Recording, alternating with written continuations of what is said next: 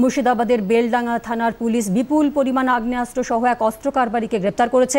গতরাতে কালীতলা ফতেপুর সড়কে বিএড কলেজের কাছে গ্রেপ্তার করার পর ওই অস্ত্র কারবারির কাছ থেকে 6টি ওয়ান শটার, 14 রাউন্ড গুলি এবং 2টি মাস্কেট পাওয়া যায়। ধৃত ব্যক্তি মাদক মামলায় মাস 3 আগে জামিন পাওয়ার পর অস্ত্র কারবারে জড়িয়ে পড়ে বলে জানানো হয়েছে পুলিশের তরফে।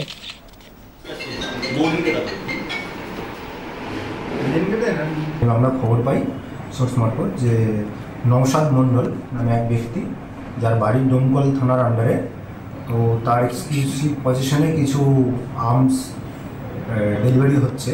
তো সেই সূত্র মারফত আমরা আমাদের টিম নিয়ে যখন যাই কালীতলা এরিয়া, আমাদের বেলডাঙ্গা থানার আন্ডারে, তো সেখানে গিয়ে দেখি তার পজিশনে 6 পিস ওয়ান শটার পাইপ গান এবং 2টো মাস্কেট আর সাথে 14 রাউন্ড অ্যামিউনিশন এগুলো উদ্ধার করি।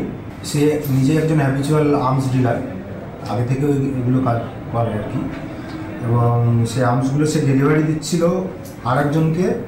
তার নাম হচ্ছে তৌফি মোল্লা, এবং এই যে নওশাদ মণ্ডল এর আগেও এনডিপিএস কেসের একটা অ্যাকিউজড ছিলেন এবং বেশ কয়েকদিন কাস্টডিতেও ছিলেন এবং 3 মাস আগে বেল নিয়ে ছাড়া পেয়েছে।